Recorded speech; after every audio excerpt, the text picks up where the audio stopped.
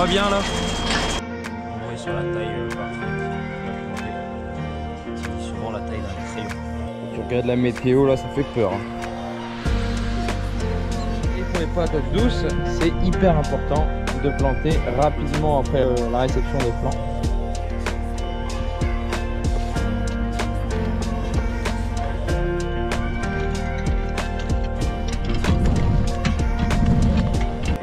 Je crois qu'on a un problème. J'ai un peu de chance dans mon malheur. Salut à tous, c'est Clément Maraîcher du Nord. On se retrouve aujourd'hui pour une nouvelle vidéo. On est le lendemain de la plantation des pommes de terre. Donc la vidéo que vous avez vue la semaine dernière, si tout va bien. Normalement c'est comme ça que ça doit se passer. Bon, hier soir gros stress parce que il y a eu de très gros orages à certains endroits. J'avais peur que ça passe à la maison. Sur les plantations récentes pour pommes de terre, j'avais pas trop peur. Ça va déjà bien séché dessus, c'est pas trop risqué. À moins vraiment d'avoir une très grosse pluie qui claque tout. Et bon, à la limite, tu peux toujours passer les RC tri pour faire lever les pommes de terre. Par contre, j'avais semé, je vais pas montrer, mais en fait, Marc, l'entrepreneur, il m'a fait des buts sans planter de pommes de terre pour que je puisse y semer des carottes. Sauf que je m'étais dit, bon, il va pleuvoir dessus, je sais pas quand est-ce que je vais pouvoir ressemer mes carottes. Là la terre elle était nickel pour le semis, mais le risque c'était que s'il pleut après sur le semis de carottes, que ça plaque aussi et que du coup ça puisse pas lever. Après toujours la possibilité d'arroser pour faire lever, mais bon ça renferme vraiment la structure, puis d'oxygène, etc. Bah, vous connaissez tous ces problèmes. Finalement on n'a pas eu d'orage, on n'a même pas eu une seule goutte d'eau, donc ça c'est une très bonne nouvelle enfin. Avec tous les problèmes qu'on a, merci d'avoir un petit peu de chance de temps en temps. Parce que putain, j'ai des collègues qui ont eu des trompes d'eau, notamment autour d'Arras là. Il y en a qui ont chopé 60 en, je sais pas, ça doit être une demi-heure, une heure peut-être. Donc ça c'est vraiment du costaud. Je le souhaite à personne parce que sur des implantations assez récentes, franchement ça fait des dégâts monstrueux. J'ai vu des photos de coulées de boue, etc. Enfin voilà, c'est catastrophique quoi. Le climat part vraiment en cacahuète totale, c'est le plus beau métier du monde, mais de jouer comme ça avec le climat, c'est très compliqué et surtout très stressant. Bon, malgré tout, on va pas passer à côté de la pluie cette semaine, ça c'est quasiment sûr. Le seul truc c'est que j'ai des patates douces qui vont arriver normalement cette semaine, demain ou après-demain. On est le 12 mai, je crois, 13 mai. Donc c'était prévu comme ça, mi-mai comme d'habitude. Donc on va parler patates douces aujourd'hui et je fais le gros opportuniste puisqu'il va pleuvoir, mais j'ai labouré là et j'ai remarqué que la terre elle est super belle. Franchement on voit que maintenant c'est enfin réessuyé. En fait c'est à partir de maintenant qu'on aurait dû commencer à travailler pour les pommes de terre, etc. Le maïs, ça aurait été vraiment impeccable, on aurait fait du super boulot, on aurait consommé un peu moins de gazole aussi pour raffiner. Mais avec les conditions qu'ils annoncent, je pense qu'on a quand même bien fait d'avancer dans les travaux. Bref, donc du coup j'ai labouré tout à l'heure et je vais directement passer le rotavator ici. Et l'objectif en fait pour les patates douces, c'est de mettre on va filmer avec un film plastique noir et donc c'est un film plein qui n'est pas micro perforé, c'est-à-dire que l'eau ne passe pas à travers. Donc s'il pleut, l'eau va couler sur les côtés.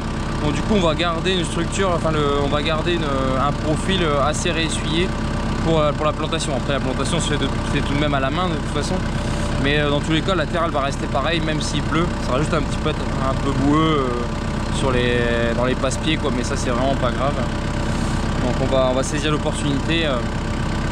C'est l'occasion d'être enfin une fois plus malin que la météo. Alors après dans l'idéal, c'est sûr que ça aurait été mieux d'attendre que le labour il sèche une bonne journée, voire deux. Mais je vous expliquerai après pourquoi, mais en patates douces c'est très important de planter dès la réception des plants, enfin du moins assez rapidement. Et j'en ai déjà fait les frais, donc du coup je sais pourquoi il ne faut pas faire l'erreur d'attendre trop longtemps avant de planter une fois les plants réceptionnés. Mais je vous explique tout ça au moment de la plantation.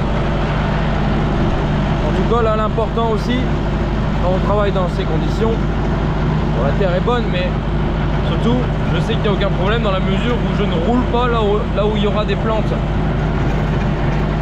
Je roule dans les passe-pieds et les patates douces seront plantées au milieu de la bande. Donc clairement il n'y a strictement aucun problème si toutefois il pourrait y avoir du tassement avec les roues ici dans les traces, dans les planches.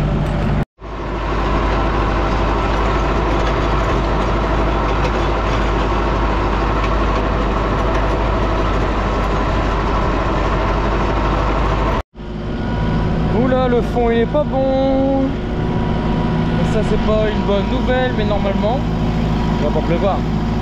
Non, ils ont pas annoncé des gouttes, des petites gouttes si tu veux.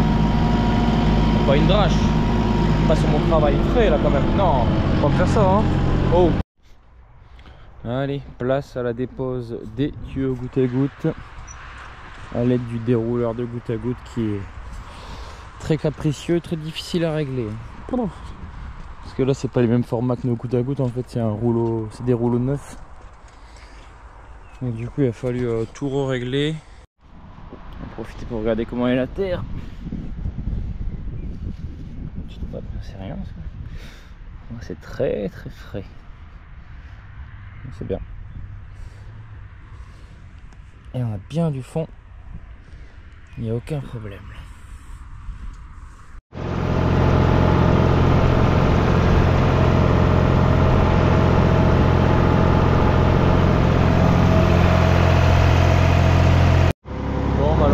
Sur la fin du rouleau, il nous reste 2 bandes à faire, mais on les fera pas. Ce rouleau, les bulleurs, bon, je pense que je vais pour rentrer à la maison.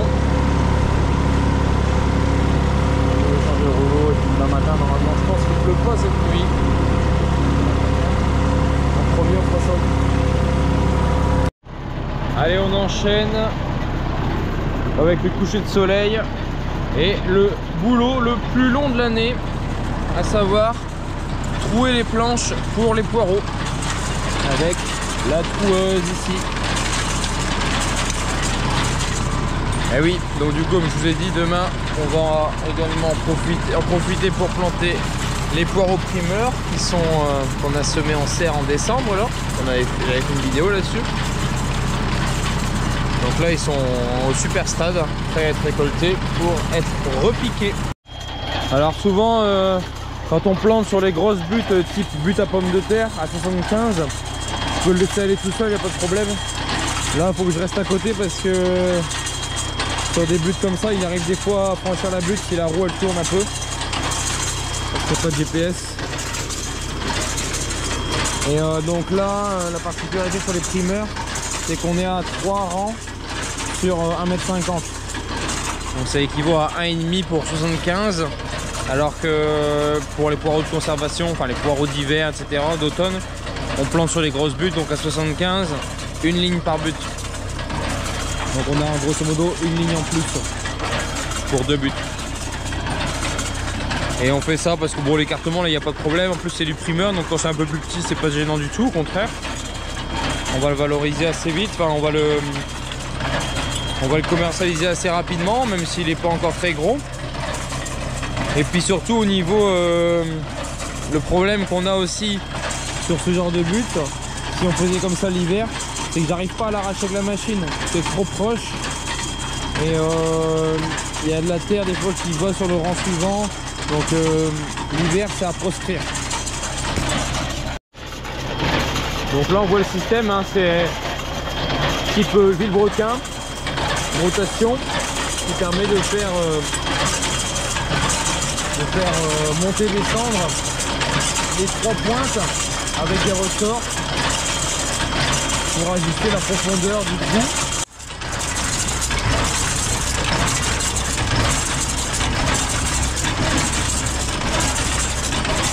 Les prérequis pour ce système là, c'est d'avoir une terre surtout bien fraîche. Dès qu'on est dans le sec, les trous ils se forment pas bien du tout. En fait il faut que la terre ça crée un trou, ça fait la pointe à l'appui dans la terre, et il faut qu'en fait les agrégats ils tiennent ensemble grâce à l'humidité, sinon le trou il s'effrite et du coup bah t'as pas assez de trous pour mettre bien ton plant de poireaux. Et donc là ce qu'il faut contrôler bah, c'est la distance entre chaque trou. Donc ça c'est à la vitesse du tracteur qui décide. Puisque bon, je le fais toujours tourner la prise de force au minimum. Et après en fonction de la vitesse, ben, je l'espace plus ou moins. Donc là ici, je suis à 7,5. Donc ça c'est parfait. Je vais en mettre 13, un peu plus de 13 au mètre. Donc ça c'est impeccable. Et après surtout la profondeur. Donc là on est hop.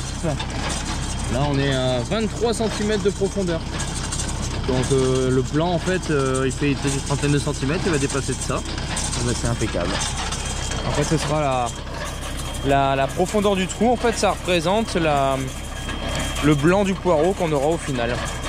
C'est ce qui nous permet du coup de pas faire de butage. Donc ça c'est vraiment... c'est le top pour nous et puis surtout d'avoir un poireau hyper droit.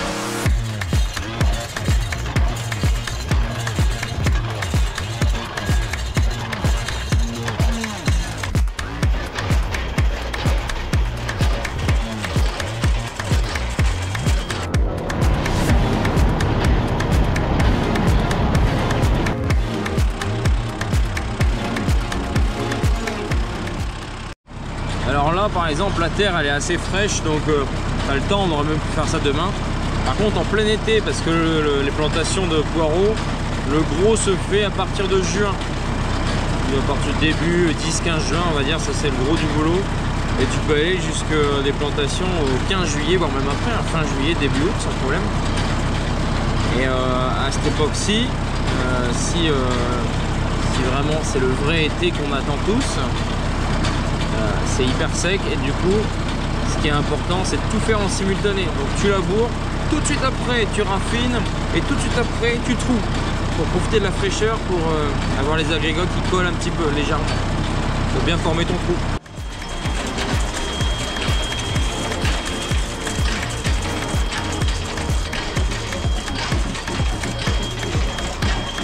On est pas bien là? C'est pas le paradis ça? Quand ça se passe bien, c'est merveilleux. Allez, c'est la dernière et on finit à la torche. Dernière bande.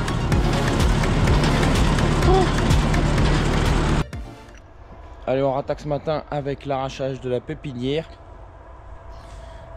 Donc, on bêche les poireaux, on les enlève à la main, on les met en caisse.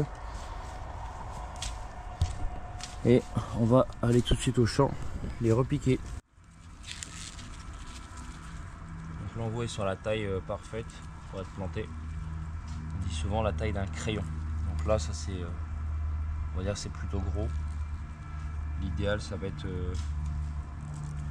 comme ça, à peu près. Ça c'est parfait. Donc on dissocie les racines qui sont un peu entremêlées comme ça. Hop. C'est pour ça que d'avoir de la terre légère, ça c'est important. Là, ici, on ressort un bloc. Hop. On secoue un petit peu. Et ça tombe.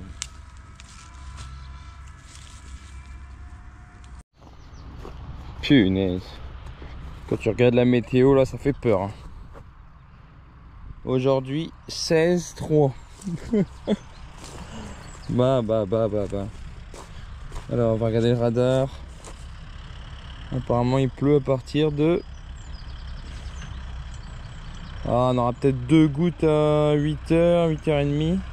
Mais pas grand chose. On passe à côté. Et après une petite accalmie qui... Ah bah ça nous permettra de faire peut-être de finir. Moi je pensais être tranquille ce matin qu'il n'allait pas pleuvoir. Ça va être compliqué. On a quand même pas mal à planter là à la main. Ça prend un peu de temps. On va toujours faire. Bon voilà, on a commencé à planter. Pour la plantation, rien de plus simple. Tu as des trous, tu as des plants de poireaux. Et bah, tu mets chez Poiraillot dans chez trous. En prenant garde au fait qu'il faut bien que le poireau il touche au fond pour que la racine elle puisse reprendre. Parce que des fois tu as un poireau, si tu l'as mis par exemple comme ça et qu'il est pas, la racine elle touche pas le fond, bah, il va pas forcément bien reprendre. Après bon, l'eau, avec l'eau qui va tomber, il n'y a aucun problème. Mais bon, surtout, il est toujours est-il que plus tu l'enfonces, plus tu as de blanc au final.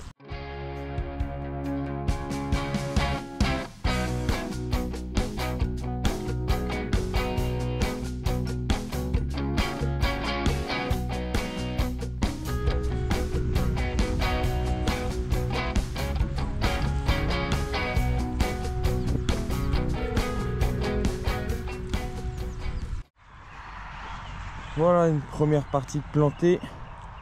On avait arraché 5 caisses, on avait dit on va commencer à planter tout de suite parce que si jamais il pleut, s'il pleut fort, que ça rebouche les trous, bah, on n'est pas bien. Donc comme ça au moins on a déjà ça de planter. Là maintenant on va arracher et replanter l'autre moitié quoi. Je pense qu'on va pas savoir remplir tous les trous. On a fait 2 bandes et demie et là-bas on a arraché la moitié. Donc, je pense qu'on aura 5 bandes sur les 6. Mais le temps se maintient. Ils annoncent toujours de la pluie. Mais là-haut il a dit on va attendre qu'il ait fini de planter ses poireaux et puis après j'ouvre le robinet. Bon bah c'est parti, c'est la sauce. Il nous restait plus qu'une caisse à planter. Mais en principe, selon le radar, c'est qu'une petite averse d'une quinzaine de minutes là. Après on pourrait reprendre. Mais bon, on va pas finir trempé pour ça. On va se mettre à l'abri, on va faire autre chose au sec. Et on reprendra après, je l'espère. Allez, changement radical de temps et de température. On vient de perdre 10 degrés. Et on a eu une petite averse là. On voit tout de suite un petit peu d'eau dedans, mais c'est pas grave. Pour les trous, ils restent bien formés. On va finir, il y a une petite accalmie d'une demi-heure, ça nous permettra de finir la dernière caisse. Et puis, ce sera fini pour aujourd'hui. Et comme je l'avais montré pour les patates douces là, on voit bien que ça s'infiltre pas, le film il est opaque. Donc du coup en dessous on va rester, voilà, le surplus d'eau va couler sur les côtés. Et en dessous on va rester avec un truc frais, voilà, c'est que irrigué au goutte à goutte ça, pas par la pluie. Donc du coup dès qu'on reçoit les plants on pourra planter. Bon après on va quand même attendre que ça sèche un petit peu sur les côtés, hein, pas qu'on soit dans la boue. C'est toujours plus agréable de marcher sur un sol un peu plus sec. Et voilà, c'est terminé. Première plantation de poireaux. Donc maintenant on attend la réception des plants de patates douces pour la suite de la vidéo. A tout de suite. Et nous sommes le lundi 20 mai, lundi de Pentecôte. Et aujourd'hui on va planter les patates douces que j'ai reçues la semaine dernière. Donc pour rappel, on avait ici filmé donc les bandes. Donc maintenant c'est prêt à planter. On voit qu'il y a tout de suite plu derrière. Et bon, je suis content de l'avoir fait. On voit c'est bien, c'est blanc. C'est parce qu'il a plu sur une terre humide. Comme d'ailleurs pour les poireaux là-bas. Mais bon, là-bas les poireaux on pourra les biner sans problème. Je vous montre les poireaux après. Donc heureusement que j'ai filmé avant la pluie. Parce que du coup maintenant on pourra planter. Parce qu'on a quand même eu une quarantaine de millimètres hein, depuis qu'on a fait le film plastique. Donc on n'aurait pas su y aller si on n'avait pas mis le film. Et pour les patates douces, c'est hyper important de planter rapidement après la plantation, après la réception des plants. Pourquoi? Parce que il peut avoir un phénomène en fait qui se produit, qu'on a déjà eu une année. C'est-à-dire que les racines au bout, elles font un genre de tourbillon comme ça. En fait, elles poussent en tresse. Et du coup, au final, ça, quand on va la planter, elle va continuer de pousser comme ça, de la mauvaise façon, alors qu'une racine, normalement, elle doit aller s'écarter vers les côtés pour aller explorer la structure, explorer le profil du sol et ainsi. Parce que là, tout ce qu'on voit, par exemple, les petites racines rouges, sauf erreur de ma part, je pense que c'est des futures patates douces. En fait, la patate douce, ce n'est rien d'autre qu'une racine. Et ça, en fait, ici, c'est les boutures qu'ils ont fait. Ils ont pris ça sur des... Ils ont dû mettre des patates douces en culture sur lesquelles on poussait ces feuilles-là. Et ils les ont coupées et ensuite ils les ont repiquées dans des petits godets de terreau, là. Et donc, nous, on va venir planter ça. Donc, on en a ici 1700 à peu près. Et j'en reçois aussi cette semaine d'un autre fournisseur qui voulait faire un essai. Donc je ne sais pas encore la variété, on verra. J'espère la recevoir avant de monter la vidéo, comme ça je pourrais vous en parler aussi. Et donc là sur la variété donc majoritaire qu'on a acheté, c'est de la Beauregard. C'est la patate douce de référence hein, qui se fait partout en France. Je pense que c'est la variété numéro 1 aujourd'hui. C'est le grand classique. Après voilà, donc ce sera une bonne chose aussi d'essayer une autre variété. Donc ce sera une variété de chez Procem. Et ça nous permettra de comparer et surtout comparer l'homogénéité des calibres et puis l'aspect gustatif aussi, c'est toujours ça le plus important. Mais c'est vrai que l'homogénéité des calibres, c'est vraiment ce qu'on recherche au-delà du rendement. Le rendement c'est important, mais surtout parce que souvent le problème c'est que tu as 2-3 grosses patates douces et à côté tu as plein de petites. Donc le plus important c'est de tout faire en sorte pour qu'on ait des calibres le plus homogènes possible. Et ça en fait partie de l'histoire du chevelu racinaire quand il fait un tourbillon. Souvent tu as ça, tu as une grosse patate douce et puis à côté tu as tout plein de toutes petites racines qui sont pas très commercialisables. Bon allez, du coup en attendant que les gars arrivent pour qu'on plante tout ça avec le chariot d'assistance électrique, on va répartir toutes les 21 caisses sur les bandes de sorte qu'on n'ait pas à s'arrêter et qu'à chaque fois on tombe bien. Ensuite, en ce qui concerne la densité de plantation, on va partir sur l'année dernière j'étais sur 25 000 plants à l'hectare. Là je vais baisser un petit peu parce que je me suis dit qu'on pourrait peut-être gagner en précocité et puis en calibre aussi et récolter un peu plus tôt, parce que l'année dernière j'aurais pu les faire grossir un peu plus, mais malheureusement les conditions de météo étaient vraiment exécrables et il fallait récolter avant que ça se dégrade au niveau qualité, pourrissement, etc. Donc c'est toujours un peu le problème, c'est que la patate douce en fait elle fait beaucoup de feuillage et jusqu'au 15 août tu vois quasiment pas de patate douce. Elle fait énormément de feuillage et tu dis bah merde, ça pousse pas, ça veut rien faire. Et en fait c'est à partir des jours qu'on appelle les jours décroissants que ça commence à pousser. Donc le rendement de la patate douce il se fait principalement sur septembre, début octobre. Et c'est vrai que si on sait aller les pousser jusqu'au début novembre, bah, on augmente toujours en calibre. Donc ça c'est assez intéressant. Mais le problème c'est qu'il faut les conditions météo adéquates. Sinon s'il pleut toujours dessus et que tu es dans la boue, bah, tu perds en qualité. Donc du coup baisser un petit peu en densité permettra peut-être de gagner en précocité, je sais pas, c'est une réflexion personnelle, on verra bien. Et donc du coup en densité on va être, donc j'avais dit 25 000 l'année dernière, là on sera plus sur 22, 23 000, grosso modo sur une bande comme ça. Je vais en mettre un tous les 27-28 cm, donc j'ai préparé des gabarits. Mais en quinconce. Donc du coup sur une même ligne ce sera à peu près à 54-56 cm et je vais les espacer de, je sais pas, peut-être 30-40 cm, comme ça va, voilà, ici comme ça, tac tac tac tac sur la ligne. Bon bah allez, on répartit les caisses et puis après je ramène le chariot.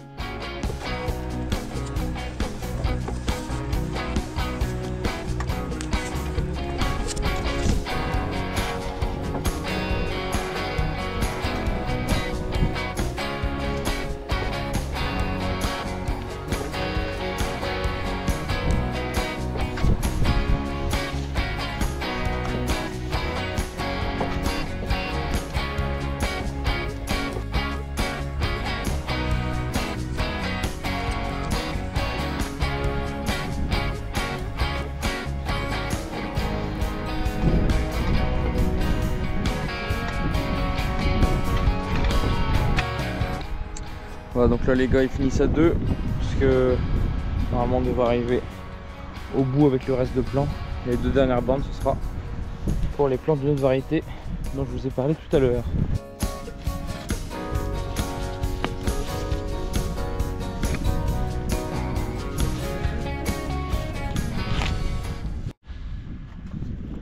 Voilà, puis là le top avec ça c'est comme on fait un trou avec le doigt et que le bouchon fait la taille du doigt, bah du coup on a quasiment aucune ouverture autour pour les mauvaises herbes. Puis là la feuille elle couvre déjà, elle fait déjà de l'ombre sur le trou, donc normalement il y a zéro désherbage sur les patates douces. Donc voilà les poireaux qu'on a plantés, c'était quand maintenant, juste avant les grosses pluies là, je sais plus, mercredi, jeudi, je sais plus. On voit que c'est bien raclaqué. Ça c'était prévu d'avance, hein, je savais. Hein. Mais bon, voilà, je vais passer un petit coup de... Alors pas tout de suite, mais je vais passer un petit coup de bineuse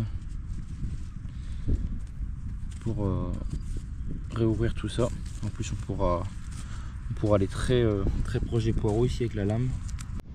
Allez, le temps qu'il finisse ses patates douces, moi un petit coup de pouce-pouce avec la grande lame ici dans les choux brocolis et choux-fleurs.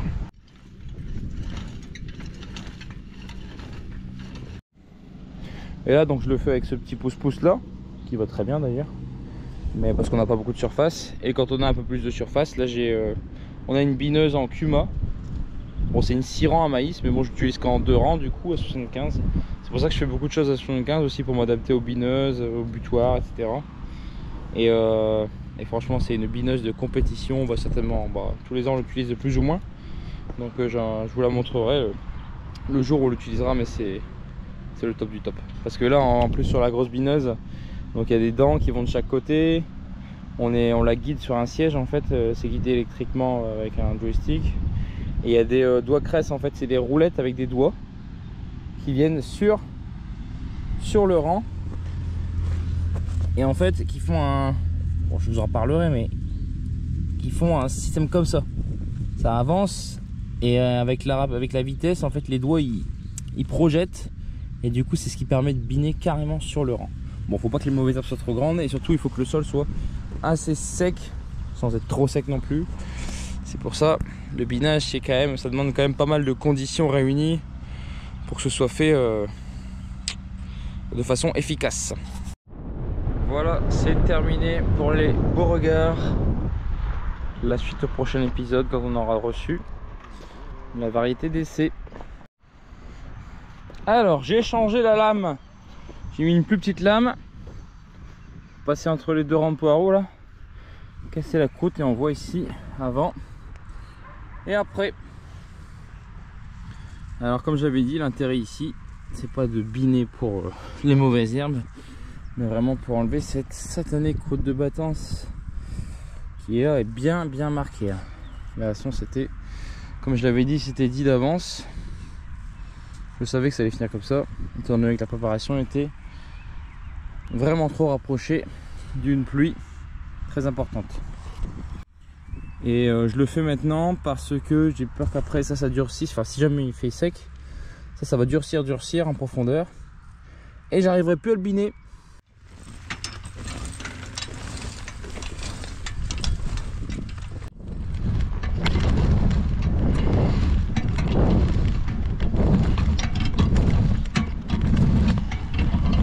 Houston, je crois qu'on a un problème. Il m'a affiché un code erreur. Il a brouté. J'ai arrêté. Mais je sens mal.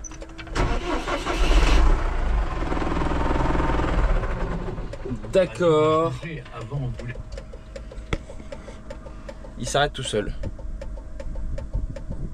Avec le code L302. Qu'est-ce que c'est ce bordel encore une fois? Bon, je viens de lire sur internet qu'apparemment ce serait le code erreur pour... Alors, c'était sur un site anglais, Low Pressure Fuel. Donc mauvaise pression, enfin trop basse pression en carburant. Après les filtres. Donc bon, on va essayer de le redémarrer. De sorte que je puisse ramener le chariot là-bas, les latex. Et que demain, je l'amène au garage. Allez, Jésus, Marie, Joseph.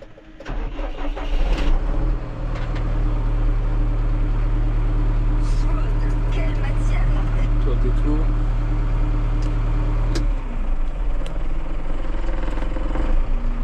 L302 toujours.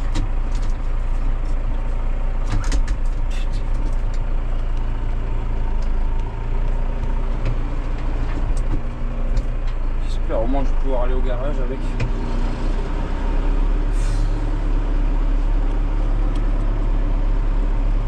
Le jour où j'aurai une semaine sans emmerde, je pense que j'invite tous les abonnés à la ferme, je leur paye tous un coup. Et allez c'est reparti. Voilà, punaise, mais c'est pas possible. Bon je sais pas comment on va faire, on va rentrer 10 mètres par 10 mètres mais... Bon c'est mort, tant pis, je le laisse ici. Et puis je vais rentrer le chariot comme ça. Sauf qu'il avance à 2 km/h. Ça va être long. Ça n'empêche, je viens de me dire, mais j'ai un peu de chance dans mon malheur. Parce que imagine si c'était arrivé la semaine dernière quand on préparait pour les patates. Mon Dieu. Alors là ça aurait été chaud. Ça aurait été vraiment stressant, je sais pas comment j'aurais fait. Bon, on est le lendemain. Quelles sont les nouvelles? Une plutôt bonne et une plutôt mauvaise. Et une troisième mauvaise, c'est qu'il pleut. Et il va pleuvoir beaucoup apparemment aujourd'hui. Donc c'est un truc de dingue. Je pense que depuis le début de l'année, au cumulé, on doit avoir eu 3 semaines de beau temps. En tout et pour tout.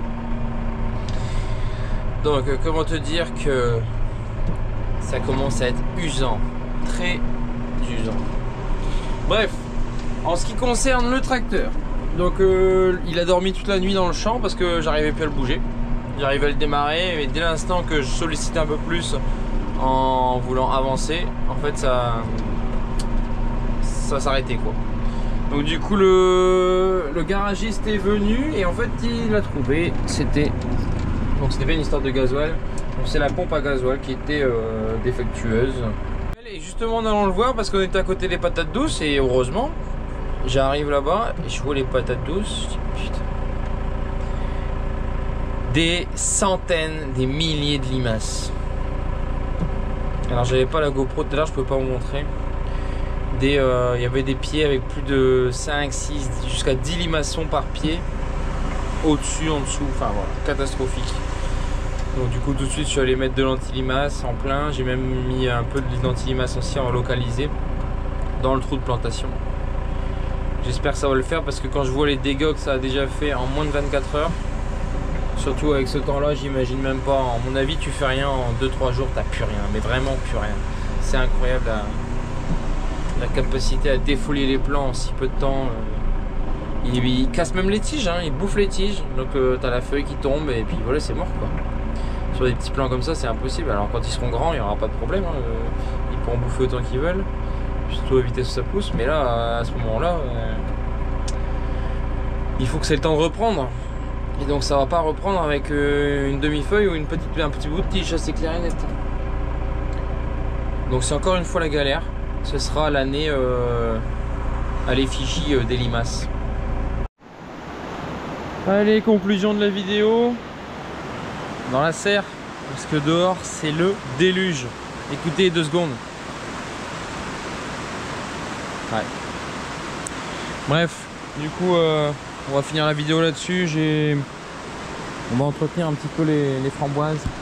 J'ai commencé, on a pris du retard parce qu'on avait beaucoup de boulot à s'avancer. Profiter de la pluie pour avancer là-dedans. Couper tous les rejetons ici. Ça c'est les départs qui vont rien donner, enfin qui peuvent donner mais beaucoup plus tard. Donc on aurait dû le faire avant. Mais tant pis, donc on va le faire maintenant, on va tout couper parce que ça consomme pour le reste de la plante. Et donc nous ce qu'on veut c'est que ça concentre l'énergie sur les fruits qui sont en train de se développer. Je vous remercie d'avoir regardé la vidéo jusqu'au bout. Si c'est pas encore fait et que la vidéo vous a plu, n'hésitez pas comme d'habitude à vous abonner, c'est hyper important. Et puis moi, je vais manger les premières framboises. Allez, à nous stocker.